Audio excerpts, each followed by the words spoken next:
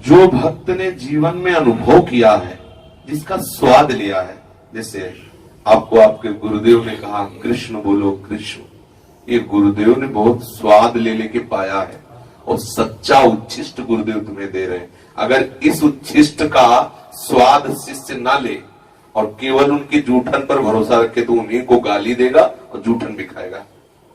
देख लो, मतलब हम यहाँ अंधविश्वास वाली बातों में मुहर नहीं लगाते, क्योंकि इस मार्ग में जब चलने पर जो अनुभव होता है वही बात है। हम गुरुदेव की जूठन पाएंगे और गुरुदेव की निंदा करेंगे। हजारों हैं ऐसे उदाहरण। गुरुदेव की चरण रज लगाएंगे और गुरुदेव की बात एक को नहीं मानेंगे। गुरुदेव का चरणामृत पिएंगे और गुरुदेव को मनुष्य मानेंगे। ये सब लीलाएं हो रही, खूब देख लो। अब बोलो इसे नाटक पाखंड नहीं कहोगे तो क्या कहोगे? सच्चा गुरु चरणामृत, सच्चा उच्छिष्टामृत, सच्चा चरण रज ये है कि गुरुदेव ने जो अनुभव किए और जो गुरुदेव ने आदेश किया प्राणपण से हम उसका पालन करें, तीनों का फल बिना खाए, बिना पिए, बिना लगाए हो जाएगा। यदि गुरुदेव की आज्ञा उल्लंघन करते हैं तो ये तीनों पाने पर भी बुद्धि अपराध युक्त हो ही जाएगी, पक्का। मतलब केवल हम बाहरी बातों पर ध्यान न दें। अब गुरुदेव की आज्ञा पालन की सामर्थ्य, अब दूसरी बात, दूसरा उसका मंडन, गुरुदेव की आज्ञा पालन का जो बल है, जो गुरुदेव अन्न पाते हैं, तो जिस जिह्वा से नाम स्मरण कर रहे हैं वो स्पर्श होने से उसमें नाम का पावर आता है, तो हम पाए तो हमारे अंदर उसी नाम प्रियता की वृत्ति बढ़े। गुरुदेव जहां चरण रखते हैं तो चरणों से शक्ति का आकर्षण और प्रदान करने की दोनों क्रियाएं होती है। जैसे किसी के चरण प्रक्षालन करते हैं तो उसमें उनकी चरण शक्ति से भजन की शक्ति आती है। जो चरण है ना, इसीलिए प्रक्षालन किए जाते हैं कि उससे उनकी शक्ति आती, भजन की शक्ति आती है। वो भजन की शक्ति हमें भजन बढ़ावे। जो गुरुदेव की चरणरज, चरणामृत, उच्छिष्टामृत है, वो भजन वर्धन करने में सहयोगी है। तब जब गुरुदेव की आज्ञा पालन का उद्देश्य हो, यदि ना हो तो जैसे विटामिन का कैप्सूल पालो और आपको सत्कार्य करना है तो ऊर्जा बढ़ेगी और असत कार्य करना है तो ऊर्जा बढ़ेगी, वही ऊर्जा आपके असत कार्य में खर्चा होने लगेगी। तो अज्ञानी जीव जो गुरु आज्ञा का पालन नहीं करता और इन बाहरी बातों को अपने में धारण करता है तो उससे असद आचरण बढ़ते चले जाते हैं, क्योंकि पावर बढ़ता चला जाता है, उसको प्रायश्चित करने का अवसर नहीं मिलता।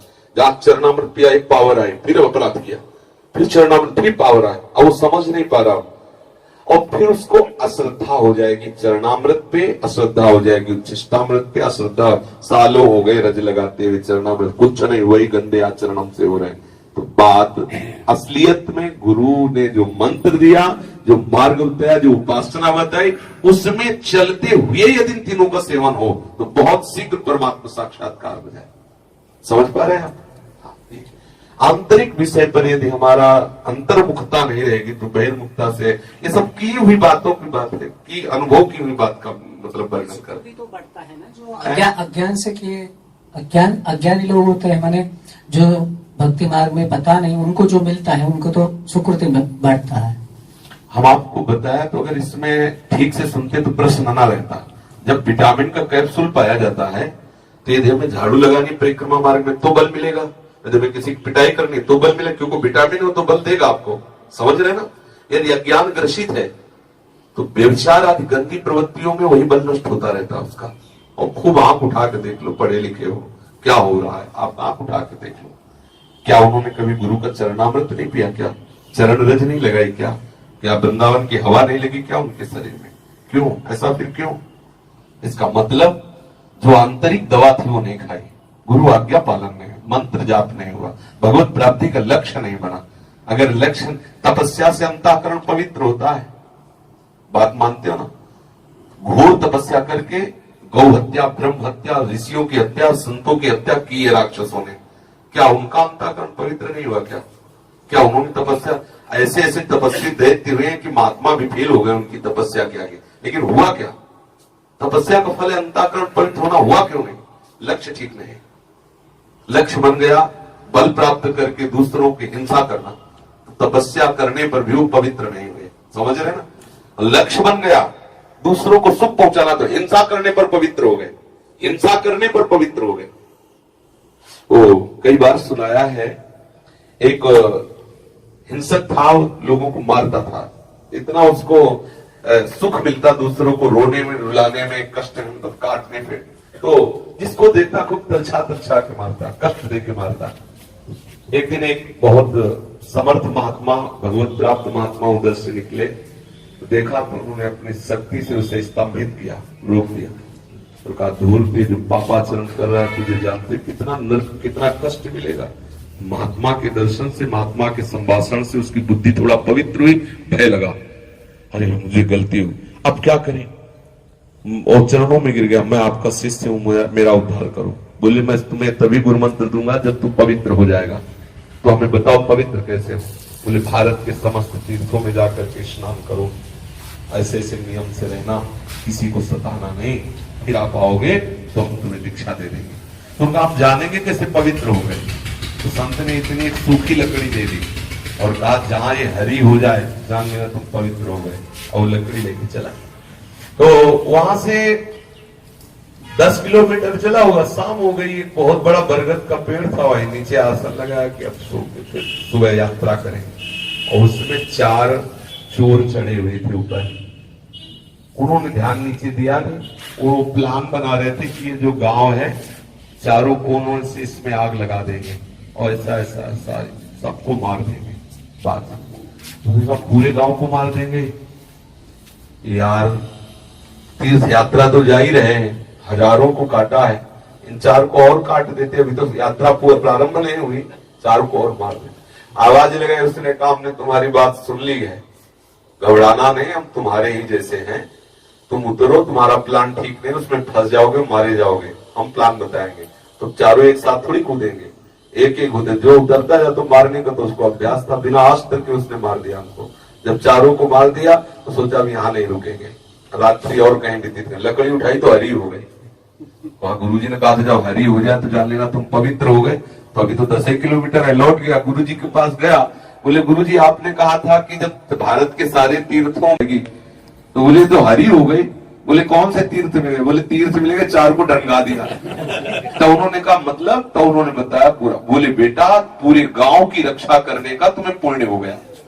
देखो तुम हिंसा कर रहे थे दूसरों से सुख लेने की भावना से, तो पाप बन रहा था। दूसरों को सुख देने के लिए तुमने हिंसा कर दी तो पुण्य बन गया। समझ रहे हो ना? दूसरों को सुख देने की भावना, भगवत भावना से किया हुआ हर कार्य पवित्र है, आनंद प्रदान करने वाला है। और तपस्या भी की गई दूसरों को दुख देने के लिए, तो बड़े बड़े तपस्वियों के द्वारा संसार का अहित हुआ, अमंगल हुआ।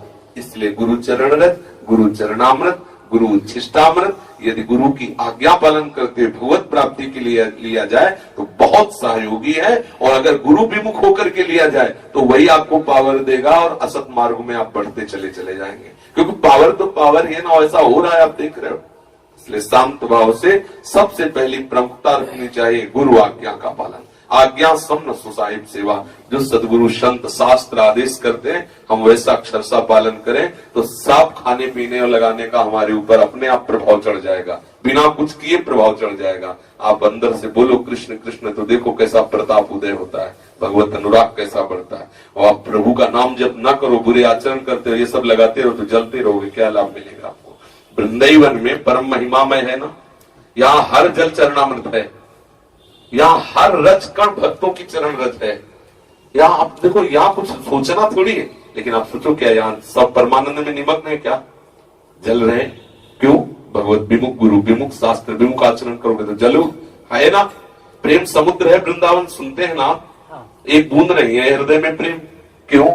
प्रेम समुद्र में रहता हुआ सूखा पानी में मीन प्यासी में सुन आवे हासी, कबीरदास जी कहते हैं।